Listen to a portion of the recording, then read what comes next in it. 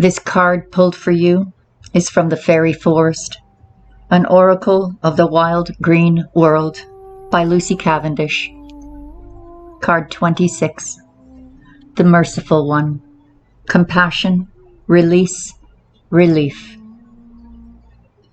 There is a time to hold on and to endure, and there is a time to open our hands and let the soul fly free. You may be remembering that death is a sacred rite and be learning about the nature of the physical transition that is taking place. Death is a huge taboo in modern culture, yet it is a path that is sacred and walked by all of us, fortunate enough to have lived. So the Merciful One comes forward with love, respect, and compassion to ask you to hold the space for own self, or of another being who is readying themselves to return to the other world. This is the card of deep, sacred change, from one stage to another, one form to another. But most truly, at its heart, it is the card of letting go, and the great mercy that is letting go brings of those of us in pain and unable to stay as we are.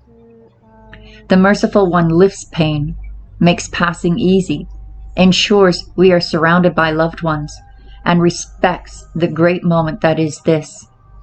Know now that a death of a kind is coming, and the Merciful One wishes of that the letting go to be dignified and sacred. So let go and let an ending continue with beauty, dignity, and mercy. Artwork, Elf Princess. This card, chosen for you, is from the Fairies Oracle by Brian Froud. Card number 50, Arvel Parrot. Communication. Arvel points to the light in his throat center. In esoteric lore, the energy center at the throat is about communication. Fairies are great communicators, though not necessarily in words that we use them. They speak through words, of course, but they also speak through the rustle of leaves, the pattern of clouds in the sky, the way flower petals fall. They tickle us with touches, almost too subtle to feel, trying to get our attention, and they sometimes speak through our dreams and daydreams. Their communications are something like those of cats, part verbal, part body language, part telepathy, and part pure fairy. Arvel says that we humans can semaphore each other by flashing the lights in our throat centers. In fact, he says we do that and read the messages on an unconscious level, which is one of the ways we pick up on the unspoken feelings and thoughts of each other.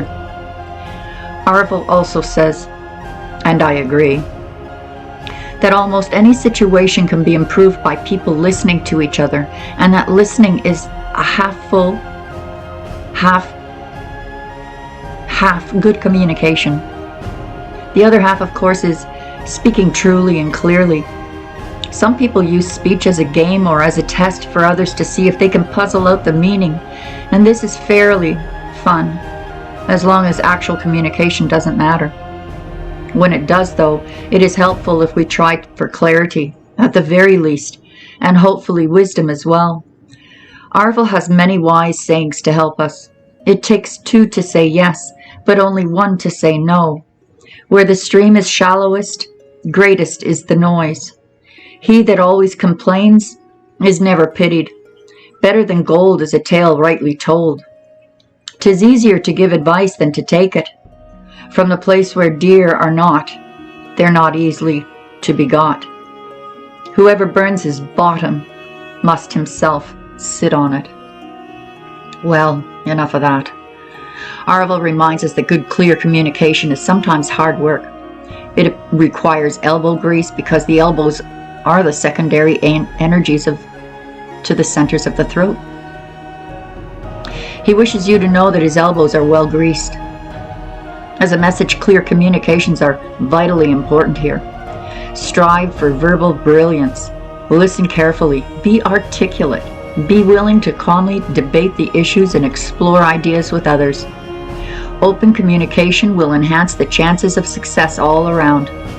Arvel also suggests that the querent watch for body language, incomplete sentences, and unfinished thoughts, and try to discover what these signals are meant to get across. As a warning, communications that are blocked, messages may be going astray.